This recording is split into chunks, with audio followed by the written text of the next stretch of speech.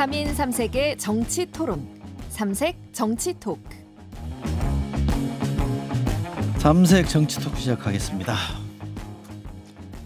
민주당의 박성민 전 최고위원 어서 오십시오. 네, 안녕하세요. 한번 쉬었죠? 네, 네. 좀 더 아팠습니다. 반갑네. 네. 최병천 신성장 경제연구소 소장님 어서 오십시오. 네, 반갑습니다. 예. 자, 오늘은 스페셜 게스트를 모셨는데요. 서정욱 변호사께서 휴가를 가셨습니다. 국민의힘의 김경진 전 의원 어서 오십시오. 안녕하세요. 김경진입니다. 천하를 주유하고 오셨다면서요? 에이, 뭐 그 정도는 아니고요. 그냥 세계를 거의 휙 다녀오셨던 것 같은데 며칠 다니신 거예요? 한 83일 정도. 예, 그래서 한 5개 권역 정도 돌아다니다 그래요? 왔습니다. 예. 도를 깨달으셨습니까? 아니요, 뭐 그런 건 아니고요. 근데 다만 이제 옛날에 그 해외여행 책들 읽어보면 이제 후진국 가면은 버스나 기차가 정시에 출발 안 하고 사람이 차에만 출발한다. 또 뭐 여러 가지 어려운 얘기들을 많이 하는데 요새는 1인당 GDP 2,000달러 하는 국가를 가도 기차나 버스가 대부분 정시 출발하더라고요. 늦어봐야 한 20분 정도.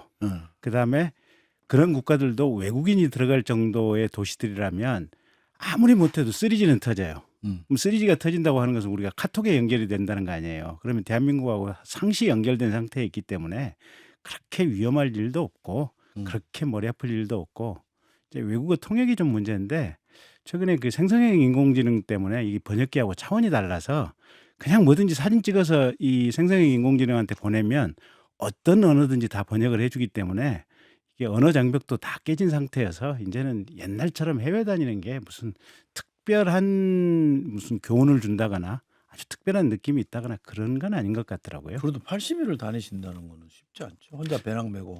근데 이제 심리적인 외로움이 좀 있더라고요. 아. 그러니까 호텔방에서 혼자 자는데도 사실 이 호텔방이 창살 없는 감옥이에요. 그리고 우연히 지나가다 한국 사람 만나면 그분이 말을 걸어주면 평소에는 제가 의외로 과묵하거든요. 근데 제가 막 말을 떠서 말할 기회가 없으니까. 제가 정치권에 있을 때는 기자들이 이렇게 출입처가 돌잖아요. 그러다가 오랜만에 정치부 다시 돌아오면 제가 문자를 보내서 네. 웰컴 투 케이아스 이렇게 보내거든요. 이 혼돈의 땅으로 다시 돌아오셨어요? 네. 아 이게 우리나라 그렇다는 게 아니라 정치판이. 그 부처님 시부도 보면 득도를 하고 나서 마지막에 보면 저작거리로 돌아가서 같이 사는 삶이 시부도의 마지막 아닙니까? 역시 사람은 그냥 세상 사는 이 동네에서 어울려 사는 게 사람 맛인 것 같아요. 맞습니다. 네. 근데 우리 정치는 시끌시끌합니다. 그 시끌시끌한 주제들을 하나씩 좀 짚어보겠습니다. 우리 처사님 먼저 말씀해 주시면 좋을 것 같은데 광복절 기념식을 둘러싼 정말 안 보고 싶은 장면들이 막 연출이 되던데 어떻게 보셨어요? 아주 오랜만에 실은 뭐 그런 적이 있을까 싶을 정도로 이번에 두 쪽으로 진행됐잖아요. 네. 또 이제 국회의장도 불참하고 아예 따로 참석하고 그리고 또 뭐 그렇게 했었는데 그런데 저는 이번 사건이 좀 일련의 흐름이 있는 것 같아요. 이번에는 이제 그 반일 종족주의 저자가 한국학중앙연구소 원장을 맡으신다든가 독립기념관 관장도 통상적으로는 독립운동사를 연구하시거나 아니면 독립운동과 관련된 어떤 이분들이 하신 어떤 그 지금도 그 김구 선생님의 장손분도 원래 이제 후보자 중에 한 명이었는데 그런 분들을 다 떨어뜨리고 좀 논란이 있는 뉴라이트 논란이 있는 분을 굳이 하고 그리고 작년에는 이제 홍범도 흉상이전이라든가 이런 논란이 등등 있어가지고 옛날에 이명박 정부 때 5.18 행사 때마다 무슨 방아타령 틀고 뭐 이렇게 니물리한 행정국 가지고 논란이 있었는데 지금 윤석열 정부는 이렇게 마치 광복절마다 논란이 생기는 것 같아요. 친일 논란도 그렇고 전체주의와의 투쟁 논란도 그렇고 그래서 좀 뭔가 좀 이상하다. 좀 그 약간 기괴한 괴이한 이런 점이 이렇게 반복되는 게 좀 매우 보기 안 좋다는 생각이 듭니다. 박채호 의원은 어떻게 보셨어요? 그러니까 뭐 대통령께서 나라를 이제 두 쪽 내신 거 아닌가라는 생각을 하면서 대통령이? 봤죠. 네, 왜냐하면 결국에 이게 이렇게 반쪽으로 진행된 데에 직접적인 원인은 독립기념관장의 부적격자를 임명했기 때문이라고 생각을 하거든요. 근데 뭐 말씀해주신 대로 단순히 그 하나의 인사 이전에 그냥 그동안 대통령께서 광복절마다 어떤 메시지를 하셨나 이렇게 찾아보니까 늘 이렇게 나라를 좀 반으로 가르는 메시지를 내셨더라고요. 이번에도 마찬가지인데 이번에도 무슨 반자유, 반통일 세력, 뭐 사이비 지식인, 검은 선동 세력 이렇게 이제 비판을 하시면서 굉장히 적대적인 언어를 사용하셨는데 지난번에도 2023년에 공산 전체주의를 맹종하는 반국가 세력이라는 말씀을 쓰셨고요. 그렇죠. 2022년에 보니까 어떤 그 광복절에 보통 나오는 메시지는 이 일본 식민 지배로부터의 벗어났던 그 독립의 의미를 이제 세우는 메시지를 많이 내잖아요. 근데 그때도 보면 자유민주주의 국가를 위한 건국운동이라는 방식으로 이제 굉장히 강화를 하면서 결국에 이 광복절 경축사에 나왔던 메시지들을 보면 어떤 굉장히 적대적인 특정 세력들을 그러니까 국내에 있는 세력들 중에 굉장히 적대적으로 바라보는 세력들이 있다라는 것을 대통령께서 손수 증명해 주셨고 뭐 최근에 역사기관에 뭐 25개 정도의 최소 25개 정도의 지금 뭐 뉴라이트 세력이라던가 극우적인 역사관을 가진 인사들이 요직을 갖고 있다. 이런 것들이 다 차곡차곡 쌓여온 거죠. 어때요? 표정이 많은 걸 말씀해 주시는데. 아니, 근데 이제 그 사실은 뭐 해외를 돌아다니는 게 무슨 특별한 경험은 아닌데 이제 네. 혼자 돌아다니니까 자기 혼자 생각할 그렇죠. 시간이 네, 좀 뭐 많잖아요. 자신을 만나는 시간 그런 거잖아요. 근데 이제 이게 우리가 1945년 해방을 하고 나서 그리고 나서 한 10년, 20년 넘는 기간 동안에 우리는 해외 원조를 많이 받아왔거든요.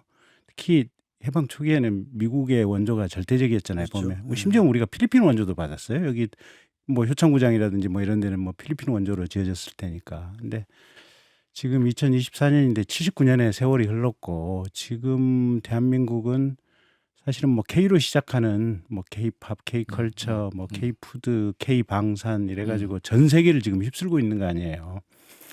그러면 이 작은 땅덩어리에서 뭐 세계 10위권 경제 규모라고 하지만 거의 제가 보기에는 이 정도 인구와 이 정도의 국토 사이즈를 가지고 전 세계를 이 정도로 리드할 만한 것은 아마 대단한 짧은 시간에 단기간 성취인 것 같고 그렇죠. 네. 이 단기간 성취를 우리가 이 요동치는 역사 속에서 79년 동안에 이걸 해냈는데 문제는 지금 2024년에 우리 앞에 주어진 과제들이 되게 많잖아요. 네. 당장에 태어난 출생아들이 뭐 25만 명이니까 가령 뭐 20년 후에 군대 간 애들은 12만 명밖에 안 되잖아요. 옛날에 100만 대군 하던 게 뭐 이제 남자애들 12만 명 되면 뭐 군대 20만 군 유지하기도 힘든 상황들 아니에요.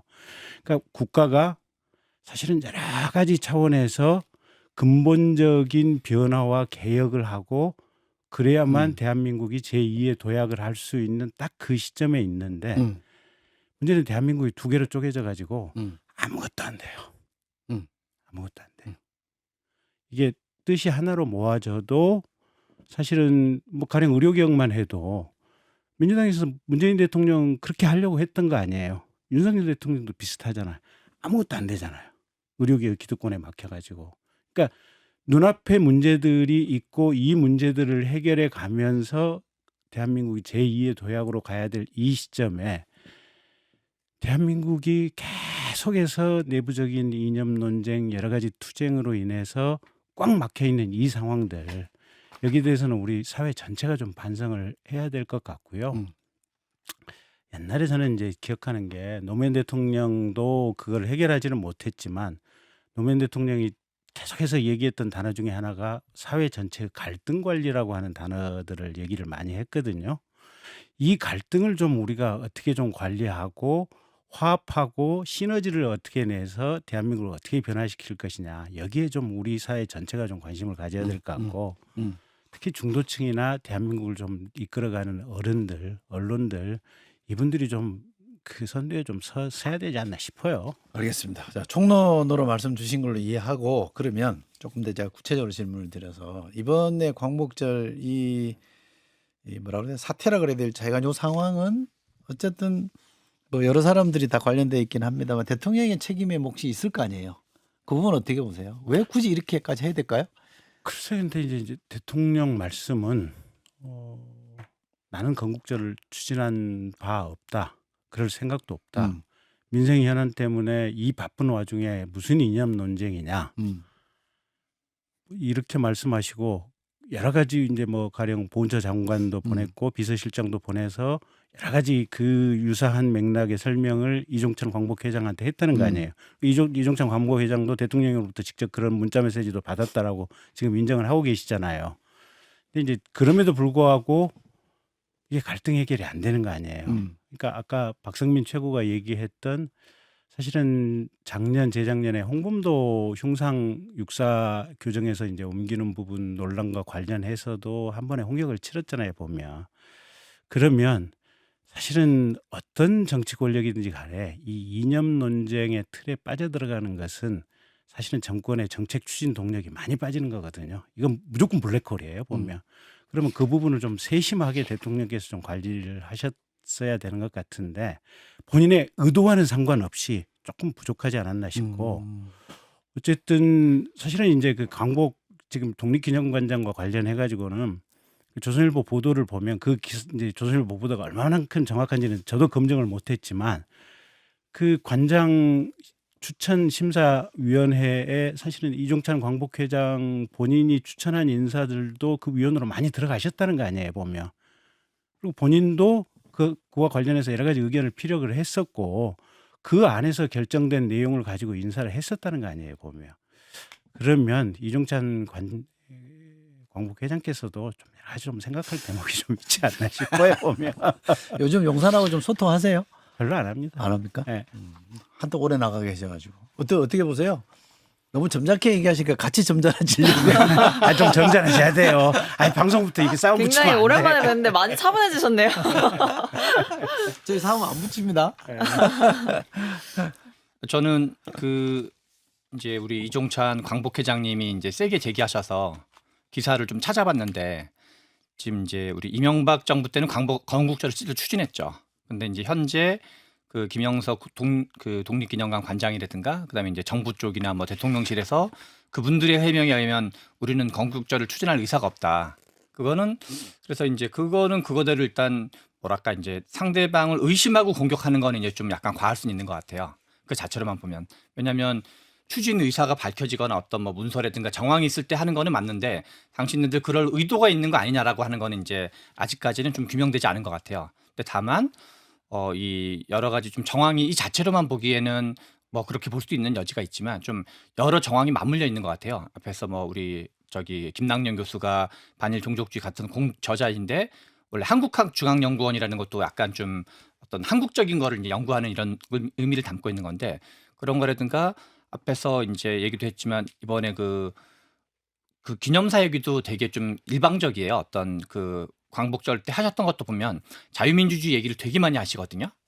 그래서 저는 이분이 작년도에는 공산 전체주의와의 세력의 투쟁을 말씀하시고 윤석열 대통령이 올해는 자유민주주의 통일을 얘기하셔서 이 내용을 쭉 보면은 그리고 약간 좌파 비판 내용을 되게 많이 갖고 계시는데 사람들이 잘 모르고 그냥 대통령 메시지만 보면 우리가 공산주의에서 광복된 걸로 생각할 것 같아요. 광복절이 공산 전체주의 사회를 우리가 한 몇십 년 동안 살고 있다가 아 드디어 우리가 공산주의에서 광복이 됐구나. 그래서 일본 얘기는 다 싹 빼고 뭐 일본이 무조건 다 이제 과거만 우리가 얘기된다고 생각하진 않지만 그런 점에서 어떤 과거와 현재를 잇는 메시지를 좀 내실 필요가 있는데 그런 거는 너무 없고 좀 너무 이렇게 그 뭐랄까 이게 자유민주주의 얘기만 내가 검색해봤는데 이번에 경축사에서도 자유가 50번 나오더라고요. 그래서 뭐 자유 자체가 나쁜 건 아닌데 뭐랄까 이렇게 나는 우파다 뭐 이런 거를 좀 증명하듯이 좀 지나치게 과하게 한다 그럴까요? 그런 느낌을 저는 되게 많이 받거든요.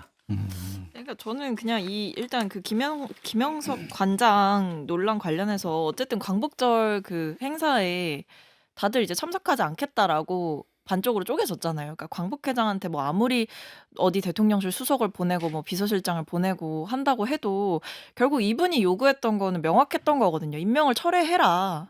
그러니까 대통령이 그 건국절이라든지 이런 어떤 잘못된 이념이나 역사관에 동의하지 않는다고 한다면 임명을 유지할 이유가 뭐냐라는 거였어요. 그러니까 임명 철회를 했으면 저는 간단하게 끝났을 일이다. 아니면 하다못해 그 설득하러 사람을 뭐 이종찬 광복회장께 보내기 전에 그 신임 독립기념관장에게 메시지를 전할 수도 있잖아요. 자진 사퇴를 하는 게 좋을 것 같다.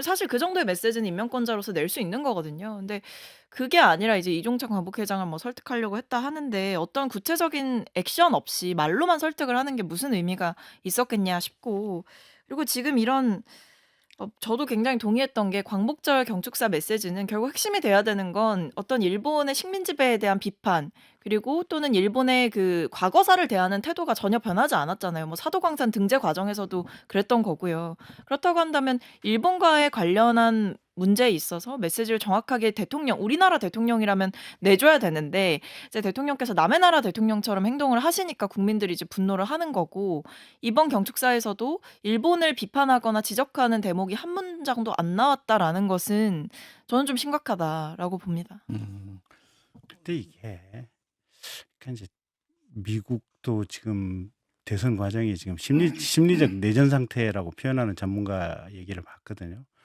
우리나라 똑같은 것 같아요. 이게 그냥 자기 보고 싶은 구절과 그 패턴들만 뽑아서 보는 것 같아요. 그러니까 굳이 이렇게 얘기를 드리면 그 윤 대통령 저도 한번 봤거든요. 저는 이제 이 전문을 한번 이제 출력해서 봤더니 뭐 있어요. 구절이 보면 1919년 3.1 운동을 통해 국민이 주인이 되는 자유로운 나라를 만들겠다는 국민들의 일치된 열망을 확인했다. 또 그다음에 뭐 1919년 우리 국민들은 한반도에 국민이 주인인 자유민주 국가를 세우기 위한 노력을 시작했고 1945년 일제의 패방으로 뭐 해방이 뭐 이런 구절들이 다 있어요 보면. 근데 문제는 최병철 소장님 같은 경우도 그게 없다고 생각하시는 거잖아요. 아니, 저도 전문 읽어봤습니다. 네, 그러니까 있잖아요 보면. 예. 근데 이게 그러니까 그냥 보고 싶은 관점에 이런 부분들이 있는 것 같고 우리 헌법에 보면 분명히 3.1 운동과 대한민국 임시정부의 법통을 계승해서 우리 대한민국이 건국이 됐고 현재까지 이르게 됐다라고 헌법 전문에 아예 못 박혀 있는 거 아니에요 보면. 그럼 거기에 대해서는 대한민국 국민이라면 아무런 이견이 없고 대통령이 이견이 있을 수가 없어요 보면. 근데 대통령이 마치 무슨 좀 과한 관점의 색안경들을 끼고 보시는 것이 아닌가 저는 그렇게 생각이 돼요. 근데 이게 김영석 독립기념관장이 문제가 됐던 게 바로 그런 대목들입니다. 이제 헌법 전문에 분명히 있는 그 임시정부의 법통을 계승한다라는 게 말씀해주신 대로 우리나라 역사관의 뿌리가 돼야 되는 게 맞는 거거든요. 근데 이분이 어떤 후보자 면접에서 주장하셨다고 하는 것이 대한민국은 1919년 임시정부로 건국된 것이 아니고 1948년에 건국됐다. 이런 이야기들을 저 과거에도 본인이 이제 사회에서 활동을 하시면서 주창해왔던 내용들이고 이런 인사를 대통령께서 독립기념관장이 임명했다라고 하는 것은 사실상 대통령의 뜻을 대변하는 것이라고 충분히 국민들은 그리고 야당은 생각할 수 있잖아요. 그러니까 대통령의 뜻이 정말 그 어떤 왜곡된 역사 인식에 기반한 것이 아니라고 한다면 전 이런 부적격자를 임명할 이유는 없었다. 그리고 이렇게 논란이 됐다고 한다면 뭐 버티기 전략이나 굳히기 전략에 들어갈 게 아니라 시급히 이제 임명 철회를 하거나 아니면 자진 사퇴를 시키거나 이런 방향으로 정리를 하는 게 맞았던 거죠. 근데 저는 사실은 이제 김영석 관장 그분을 잘 몰라요. 그분이 어떤 삶을 살았는지 어떤 생각을 가졌는지 전혀 모르는데 며칠 전에 여기 김현정 뉴스쇼 인터뷰 한번 하셨더만요. 그래서 그 인터뷰 전문을 쭉 한번 제가 이게 올라온 걸 한번 읽어봤어요. 그랬더니 자기도 뉴라이트 아니다. 그다음에 독립운동에 대해서 자기도 이렇게 독립운동 뜨겁게 지지하는 사람이다. 건국절 뭐 주장할 뭐 생각 일도 없다. 그리고 쓴 책의 전체적인 맥락을 보고 좀 파악을 해달라. 쭉 읽어보니까 아니 그 사람 생각이 또 이해될 수 있는 대목이 있어요. 그래서 이 방송 듣는 청취자들께서도 이게 며칠 전에 이게 김현정의 뉴스쇼에 나온 그 전문이 그대로 있거든요. 그러면 한번 읽어보면 또 그분의 생각을 나름대로 또 이해할 수 있는 것 같아요. 그렇게 제가 볼 때는 제가 그분을 알지는 못하지만 무슨 뿔 달린 도깨비는 아닌 것 같아요. 보니까. 알겠습니다. 저는 조금 아쉬운 대목이 뭐냐면 저도 이제 그 대통령 옆에서 인사 때 근데 뭐 이제 장관 인사를 하면 이제 국회에서 청문회를 하잖아요. 그러면 이게 정무수석의 일이 되니까 당하고 소통하거나 야당에서 반대하는 경우에는 대통령이 결국 양보할 때가 있거든요. 저는 인사권은 대통령에게 있긴 하지만 다수가 반대하면 억울해도 저는 양보하는 게 맞다. 그게 국민을 대하는 도리다.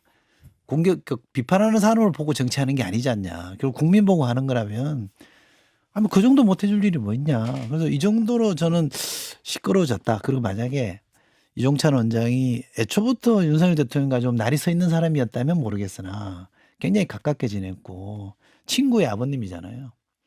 근데 그런 정도의 분이 저렇게 말씀하시면 뭔가 그래도 하여간 내가 다 동의는 안 되나 조금 내가 양보해야 되겠다 이렇게 생각할 수 있는 거 아니에요? 그러면 이렇게 초유의 두 쪽짜리도 안 나고 그냥 갈 수 있는 거고 저는 당사자도 자기 때문에 이렇게 논란이 되면 뭐 저는 이제 괜히 저 때문에 이렇게 시끄러워지는 거 좀 원치 않습니다라고 물러앉는 게 그분도 도리일 것 같은데 좀 그런 게 저는 굉장히 아쉬워요.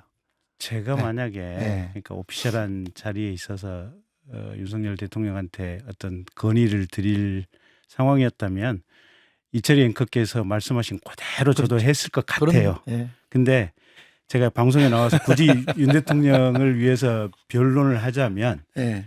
그 독립기념관장을 뽑는 선발되는 자리의 위원들이 결국은 이종찬 광복회장의 뜻에 따라서 지명된 위원들이 상당수 있었고 김영석 관장이 그 안에서 심사평가를 하는데 1순위로 올라왔고 그래서 임명이 됐는데 갑자기 지금 이렇게 돌연스럽게 생긴 상황이다 보니까 이제 그 과정에 대해서 윤 대통령이 첫째는 이해를 못하는 것 같고 두 번째는 김 관장이나 윤 대통령 본인도 무슨 건국절이라든지 뉴라이트에 대해서 별다른 생각이 없으신 것 같은데 계속해서 그 점을 가지고 이제 물러나라 뭐 어떻게 하니까 이건 아니지 않느냐 아마 이런 생각을 하시지 않았을까라는 게 제 어떤 추측이고 그분을 위한 변명입니다. 그럴 수 있죠. 예, 예. 근데 이제 같은 입장에서 보면 역대 대통령 모두가 억울할 겁니다. 진짜 네. 왜 내 인사가 뭐가 잘못됐는데 이렇게 억울해하면서도 할 수 없이 그냥 네. 물러서고 했거든요. 네. 그게 공직자로서는 어쩔 수 없는 선택 아닌가 네. 싶은데 그리고 게다가 이분은 무슨 장부 조작해서 보조금 빼먹은 전과도 있으시더만. 장부 조작보다도요. 이제 기사를 봤더니 이런 거더라고요. 그러니까 이게 매칭 사업이면 민간에서 가령 뭐 50% 되고 이게 그러면 이제 정부에서 50% 대주는데 이 민간 자기네들이 돈 대야 될 50%를 안 대고 그냥 된 것처럼 서류를 조작해서 그냥 정부 보조금을 받았다라고 하는 거고. 근데 이제 이 보조금을 받은 걸 가지고 대북 지원 사업을 하는데 보통은 이제 그 돈을 정부 지원금을 빼먹잖아요. 보면 횡령을 하든 유용을 하든 뭐 하는데 그거는 그대로 이제 북한으로 이게 지원 사업은 제대로 됐던 모양이에요. 그러니까 이제 매칭 부분이 이제 해결이 안 돼서 어쨌든 그 부분도 유죄는 유죄죠 뭐. 반론하실 분.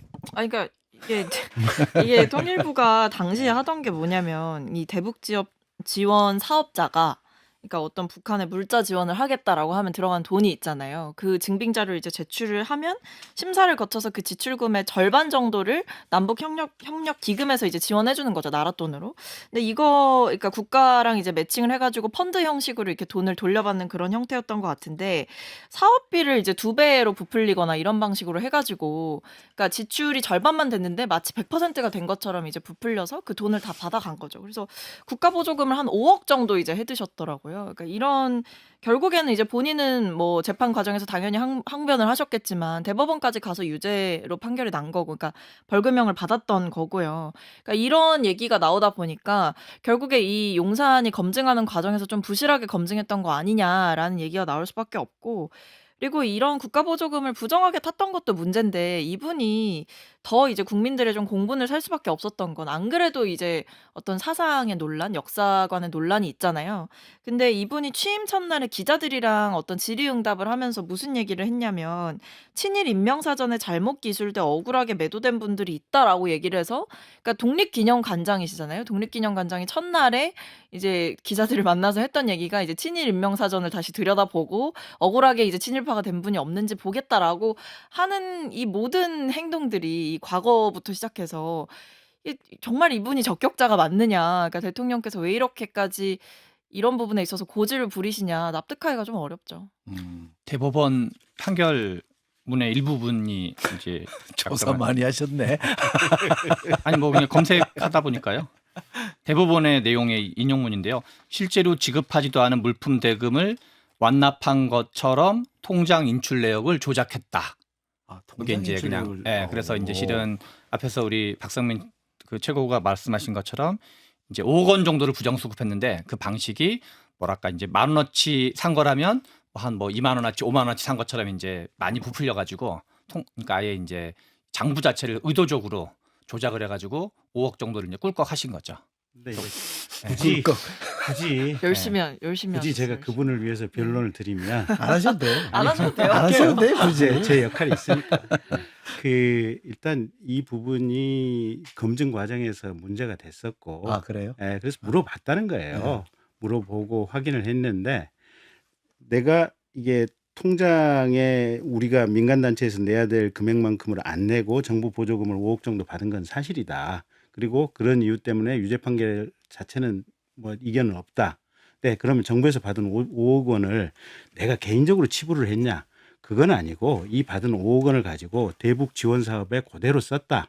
그리고 그와 관련된 자료들은 재판 과정에서도 제출을 했고 이러이러한 걸로 대북 지원 사업을 했다라고 본인이 소명을 했고 그 부분에 대해서 그 소명이 아마 재판 과정에서도 어느 정도 받아들여져서 형량이 벌금형으로 나왔던 것 같고 이번 검증 과정에서도 그 부분에 대한 소명이 받아들여진 것 같아요. 그래서 임명이 됐다는 것 같아요. 알겠습니다. 네.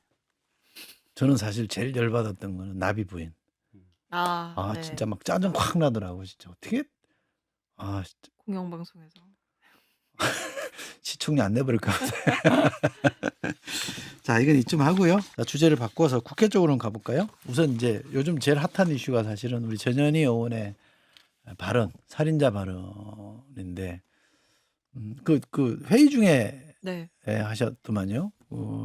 저도 전현희 의원을 잘 아는 사람인데 표정을 보니까 화가 많이 나셨대. 먼저 말씀하실래요? 뭐 네, 뭐 하세요. 제가 먼저 할게요. 네. 일단은 이제 말씀해주신 대로 이제 굉장히 화가 많이 났던 상황이었던 것 같고, 왜냐하면 아무래도 이제 전현희 의원의 이력을 살펴보면 권익위원장을 하셨잖아요. 맞아요. 예. 그러니까 했었고 아마 이제 잘 알던 직원이셨던 것 같고요. 같이 좀 뭐 일도 그 해보셨을 국장님? 수, 그렇죠. 예, 예, 예. 돌아가신 이제 고인께서 어쨌든 권익위 직원이시다 보니까 좀 남다른 애정이 있으셨던 것 같고, 그 문제는 이게 단순히 그냥 혼자 갑자기 급발진해서 살인자다 뭐 이렇게 이제 김건희 여사를 향해서 그렇게 얘기한 게 아니라 이제 전현희 의원께서 먼저 이제 권익위 수뇌부가 명품백 수수를 덮기 위해서 강직한 어떤 공직자를 희생시킨 것 아니냐. 그러니까 왜냐하면 이제 권익위가 최근에 명품백 수수 의혹을 좀 종결을 사실상 시킨 거잖아요. 그러니까 어떻게 보면 권익위 차원에서는 이 사안이 좀 조사가 필요하다라고 하면 이제 검찰에 수사 의뢰를 할 수도 있는 사안이었고, 사실 국민들의 정서로 봐도 그렇고 어떤 상황으로 봐도 그렇고 이거는 수사 의뢰를 할 만한 사안이었죠. 근데 그게 아니라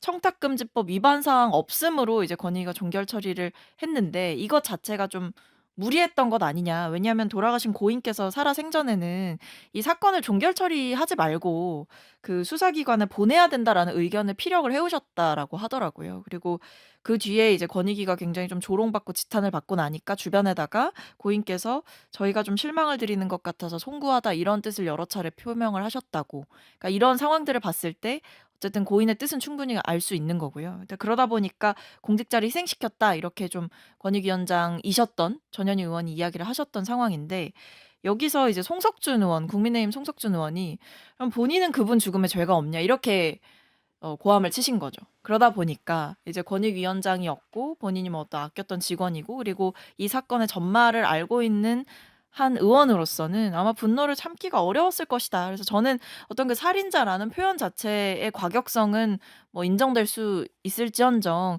그 맥락을 봤을 때는 충분히 할 수 있는 상황이 아니었나 싶습니다. 말씀하십시오. 저도 일단 첫 번째 드는 거는 뭐 일단 표현이 좀 이제 세다라는 표현은 당연히 드는데요. 근데 약간 개인적인 게 있었던 것 같아요. 앞에서 박성민 최고가 잘 얘기해 준 것처럼 국민권익위원회 위원장이기 때문에, 위원장이었으면 이 국장이면 이제 그 조직 내에서 고위급이시기 때문에 인간적으로도 꽤 이제 잘 아는 사이였을 것 같거든요. 상식으로 생각해 봤을 때 그런 점에서 약간 그런 사적인 인연 그런 게 좀 같이 맞물려 가지고 아마 감정이입 같은 것도 같이 되면서 작동한 측면이 있지 않나 이런 생각이 듭니다. 가슴 아픈 일이죠, 뭐. 가슴 아픈 일이고 어쨌든 누군가가 이게 세상의 차원을 달리했다고 하는 것은 가슴 아픈 일이고 어쨌든 그렇다고 해서 또 이게 전현희 의원님 바람도 좀 셌고요. 이제 그래서 박찬대 원내대표가 뭐 유감 뭐 표명했고 근데 그런 거죠. 뭐 이게 세상에 가슴 아픈 일이 그러니까 뭐 굳이 제가 이 자리에 있으니까 옛날 일을 소환해 보면 이재명 대표 관련해서도 이게 차원을 달리하신 분들이 여러 분 계시잖아요, 보면. 그러니까 가슴 아픈 일이고 다들 우리 사회 전체가 여기에 대해서 가슴 아파해야 돼요. 김경진은 달관의 경제 아니요, 그러니까 전체의 관점에서 한번 네. 우리 사회 전체의 관점에서 생각을 해보면 네. 다 가슴 아프잖아요. 그럼요. 네. 예. 예. 그 어떻게 얘기할 수가 없는데. 그러니까 이게 되게 말문이 이제 막히게 되는 화법을. 근데 저는 그런 건 있어요. 그러니까 뭐 물론 말씀해주신 대로 누군가의 죽음이라는 건 굉장히 무게가 큰 일이고 그리고 정치권에서 사실 어떤 죽음에 대해서는 왈가왈부하지 않는 게 도리인 경우도 많죠. 근데 이번 사안 같은 경우에는 어쨌든 이제 좀 석연치 않게 종결됐던 그 권익위의 그 조사 결과라든지 이런 부분들에 대한 의혹이 안 그래도 컸던 상황 속에서 이 일을 담당했던 공직자가 돌아가신 거다 보니까 당연히 전 정치적으로 민감하게 반응할 수밖에 없을 거라고 생각을 하고 근데 여당이 지금 해야 될 거는 근데 저는 뭐 이재명 대표를 소환하고 이럴 일은 좀 아닌 것 같아요. 그러니까 오히려 뭐 이재명 대표를 소환하고 이재명 대표와 관련됐던 뭐 어떤 일들이 있지 않았느냐 이런 식으로 맞받아치는 거는 오히려 좀 진흙탕 싸움이 되기 쉬운 것이고 여당이 그토록 이제 뭐 얘기하는 어떤 공직자의 죽음을 가지고 뭐 정치 쟁점화 하지 말아라라고 얘기를 하고 싶다고 하신다면 오히려 그냥 이 죽음에 대해서 좀 같이 진상 규명을 하는데 이제 동참하면 되는 것이지 여기에다 뭐 이재명 대표 얹고 다른 이야기 얹고 이렇게 하는 거야말로 오히려 이 사안을 더 정치적으로 몰아가고 있는 거 아닌가라는 생각입니다. 예, 그건 뭐 좀 하죠. 그러면 어떤 고인도 관련된 사안이라 또 야당도 발언 표현 자체의 부적절성에 대해서는 또 인정을 한 사안이기 때문에 이쯤 하죠. 어쨌든 근데 또 의원직에서 제명해야 된다 이런 요구를 또 여당이 하고 있어서 앞으로도 계속 논란이 되기는 할 것 같습니다만 우리는 여기까지 하겠습니다. 민주당 전당대회가 18일 날이잖아요. 내일이죠. 대표는 뭐 정해졌고 하늘이 두 쪽 나도 바뀔 일은 없는 거고, 그렇죠. 그죠? 최고위원들도 한 3분 정도는 지금 거의 픽스 정해진 거죠. 거의 거의 뭐 한 그렇죠. 4분 가까이 정해졌다고 4분 봐야죠. 가까이 정해진 예. 막판에요. 5위가 치열합니다 지금. 5위, 6위 요 그렇죠. 사이가 거기가 7위까지 붙어 있나요? 그 정봉주 의원은 되는 건가요? 홍범주 되실 의원도 거예요. 뒤집어질 확률이 완전 높지 아, 않다고 그래요? 봐야죠. 그렇죠. 거의 된다고 봐야 되겠죠. 아, 누적 득표율이 있기 때문에. 아. 5위, 6위 이 전망을 한번 해봐 주세요. 우리 최병천 소장님 전망 잘하시잖아. 어떻게 될 것 같아요? 그냥 뭐 전망이라기보다 현재 네. 그냥 현재 득표율 누적 득표율을 그 최고위원에 국한시키면 김민석 의원이 18%, 1등, 네, 정봉주 의원이 반올림에서 16%, 2등, 그다음에 김병주 14%, 3등. 한준호 13.6%, 13.7%. 이제 나중에 왜 반올림 안 해요? 아니 점점 이제 격차가 줄어드니까 반올림을 안 하는 게 더 맞는 것 같네요. 13.7. 13.7. 예? 여기 이현주 전현희 의원 때문에 반올림 문제가 생긴 건데 예. 11.56%와 예. 11.54%예요. 이야. 0.02% 와. 0.02% 차이인 거죠. 그래서 지금 이제 일부 언론에서는 앞에서 나왔던 전현희 의원 얘기가 0.02% 뒤지고 있기 때문에 그걸 이제 뒤집으려고 하는 거 아니냐. 어떤 좀 뭔가 이슈를 만들면 아무래도 언론의 주목 효과가 있으니까. 그래서 근데 아무튼 그리고 이제 민영배 의원 같은 경우는 앞에서 전현희 의원이 참고로 이현주 전현희 두 분은 이제 둘 중에 한 분이 여성 할당으로 되는 거였기 때문에 그리고 민영배 의원이 현재 10.53%. 그래서 민영배 의원과 앞에 있는 남성 최고위원 한준호 의원은 지금 한 3% 정도 차이, 3.1% 정도 차이가 나는 거죠.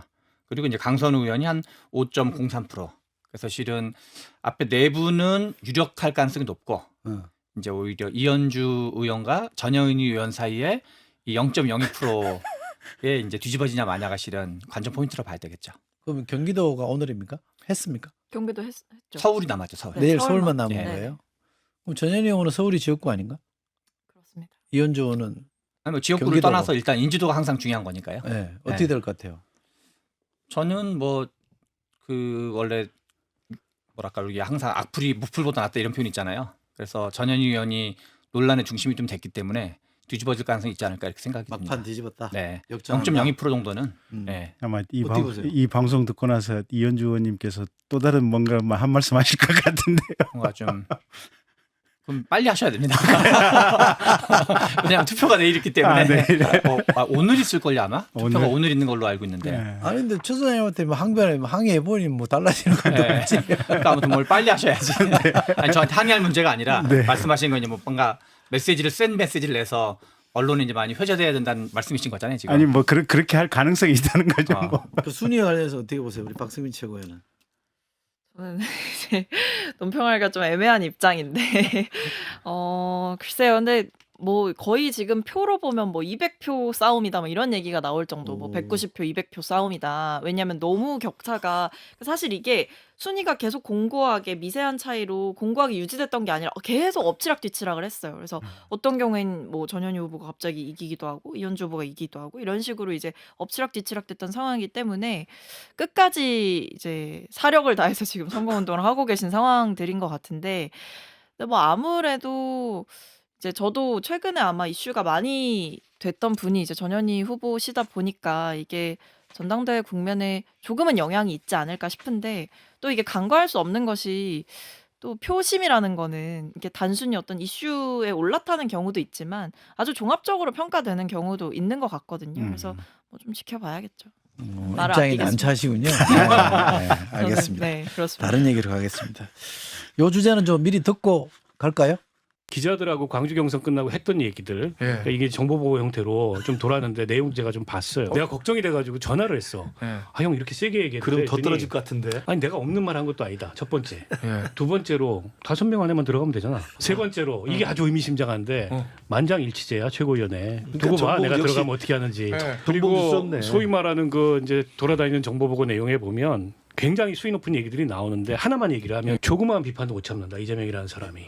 그 행정가 출신이라서 그렇다. 예. 제왕적인 권한을 행사하다가 그런 사람들 대통령 되면 안 된다.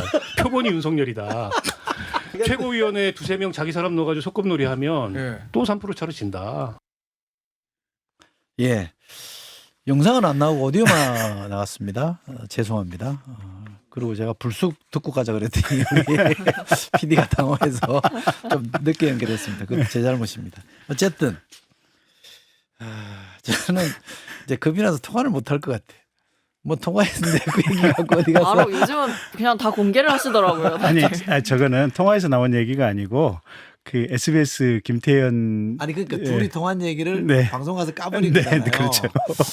아 그거는 좀 저는 아이가 저도 이번 거 보면서 제일 먼저 좀 약간 거시기하다고 생각했던 게 전 박원석 전 의원이에요. 그 시기하다. 네. 그러니까 그 두 분이 친분이 있어서 이게 이제 뭐 이렇게 저렇게 뭐 과장된 것도 있고 아닐 수도 있지만 내용 자체는 뭔가 이러저런 이야기를 했는데 그러면 둘이 뭐 사이가 나쁜 사이도 아니고 사이가 뭐 그 또 방송하면서 등등 알고 만나고 그런 사이여가지고 그러면 박원석 전 의원은 이렇게 얘기를 하면 이게 정봉주 후보한테 도움이 되는 얘기인지 뭐 방해가 되는 얘기인지는 최소한 생각을 하시고 말할지 말지를 판단하셔야 되는 건데 그냥 뭐 이렇게 뭐랄까 생각나는 대로 그냥 정말 생각의 속도로 다 얘기를 해버리면 그럼 이게 뭐랄까 상대방은 되게 난처한 입장이 돼가지고 아, 이 사람이랑은 뭔가 이렇게 소개라 이러저런 얘기를 함부로 하면 안 되겠다라는 인상을 엄청 줄 것 같거든요. 그래서 민주당에서 논란이 되냐 아니냐를 떠나가지고 그건 그 다음 문제고 이렇게 뭐 얘기하는 족족 뭐 다 어디 방송에서 다 얘기해버리고 다니면 제가 보기엔 뭐 뭔가 의미 있는 얘기를 하기 앞으로 어렵지 않나. 일단 그건 그렇고 예. 내용을 그게 첫 번째였고 영향을 어떻게 줄 것 같아. 예, 저도 그 생각이 제일 먼저 들더라고요. 이거 보면서.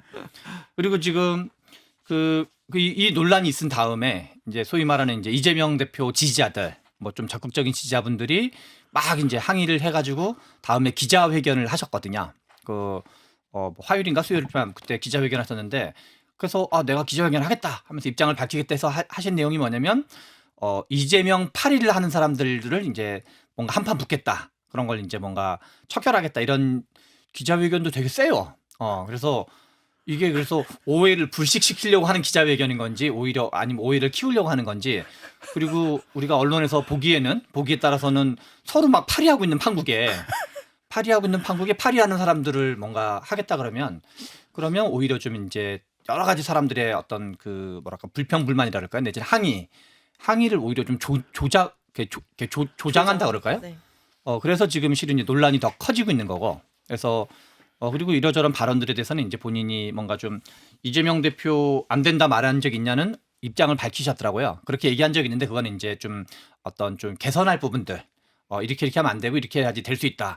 이런 취지로 말했다는 걸 얘기를 하고 그런데 이 논란이 과정이 이제 판을 뒤엎을 수 있냐? 그거는 좀 이제 좀 더 별개의 문제인 것 같고 그리고 저는 정봉주 전 지금 이제 후보가 이런 논란을 과정을 통해서 만약에 그 최고위원 중에 들어가게 되면 그거는 약간 또 의미가 약간 다를 것 같다 이런 생각이 듭니다.